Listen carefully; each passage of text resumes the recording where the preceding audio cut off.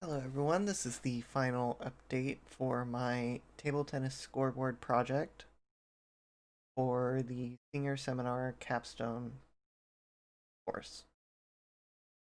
Um, from the beta, I took the feedback and I increased the size of the command text at the bottom of both of the player scoreboard panels, but I also kept the final look simple. I kept the red and blue Unity panels assets, and I just made a simple table tennis table background, just based off of the table I have at home. It's just a simple dark green, white bordering with a white line through the middle. It does bother me a little bit of the white line showing through the paneling, but overall, I think it looks good for it. Um, the other thing I wanted to show is just when both players are at 10 points, this starts a certain part of the table tennis rules coding that I did, where we enter the deuce method. And the deuce method will basically not allow a player to win by 1 point, they have to win by 2 points. But also, the person who is serving swaps every turn. So let's say red point happens, and then it swaps over to blue. Well, it just so happens that blue point, blue scored a point. So then it swapped back, and in order to win once you're in deuce, you would have to score 2 points ahead of the other player. So let's just have blue win for now. Blue point, blue point. So blue wins. I moved the text for the win state up so it's above the center line on the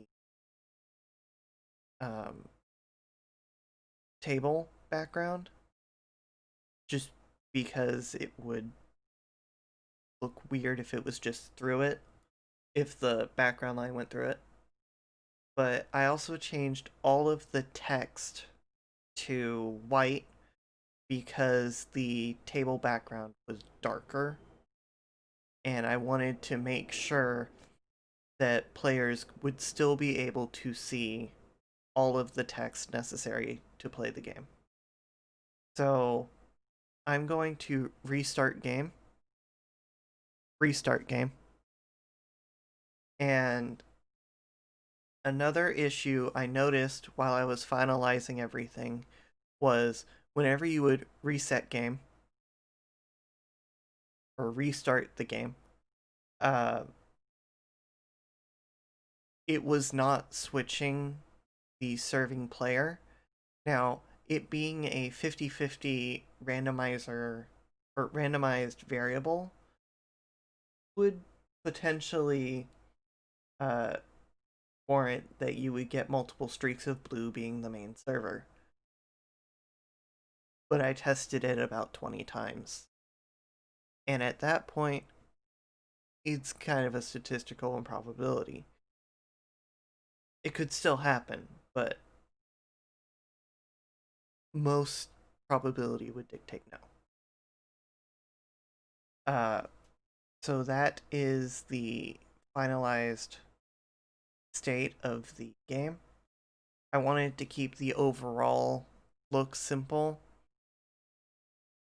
If I were to implement more functions into it, I would implement a score set function just in case something happens and the game crashes.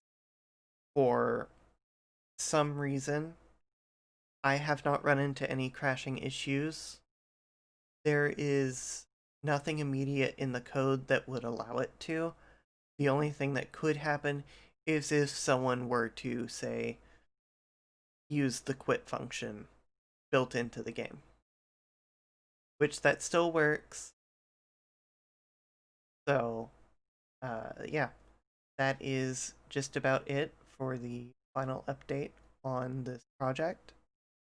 Thank you all so much for keeping up with it. This will all be posted to my Capstone website or link to it, along with on the final page and probably the main page of the website, a download link for the final build will be placed into it. So look forward to that